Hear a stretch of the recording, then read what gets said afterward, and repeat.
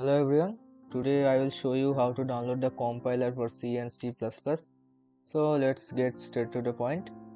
First of all, open your browser and search here MinGW GNU for Windows. Okay, then click on the first link that appears. It's from SourceForge. Okay, then hit download.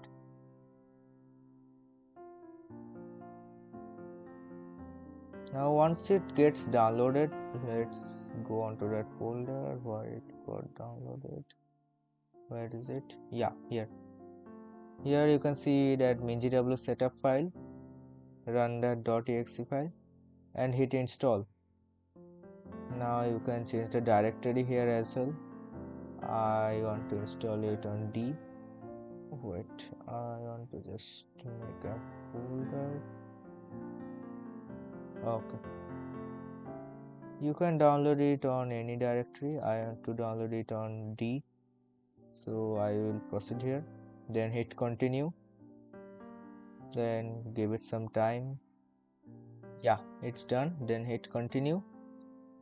And here, let me just maximize that. You will see all packages MinGW Developer Toolkit, Base, ADA, Fortran, and G++. G++ is for C++. I will suggest you to check all of them, click onto each of them and then hit mark for installation. So I will just do that. Okay. Once you can see all yellow arrows, then at the top left corner you can see installation. Then hit onto that, then apply changes. Okay, then again hit apply. Then it will take some time. I will come back to you after it gets done. So yeah, it is done now, and you can see the confirmation message, all changes were applied successfully. You may now close this dialog. So we will close that. Now let's see if it got downloaded or not. Yeah, here you can see, here it is MinGW. Here you can see all the files. Now the task is not done yet. Let's go on to bin folder. In that MinGW folder, let's go on to bin folder and copy the path of that folder. Then open one thing, environment variables. You can search onto the start menu, then click on environment variables. Here you can click on to that path option, then click on edit. I had already added that thing, so I will just delete that for your sake and click on new. Then paste that path here, D MinGW bin, where it is saved. Then hit OK, again OK, again hit OK. Now the task is done. Now let's perform a simple program to see if it's working or not. Let's go.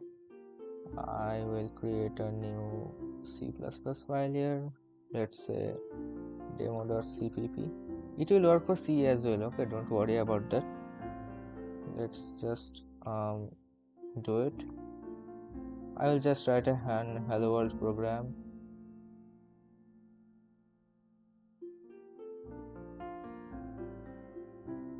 Mm.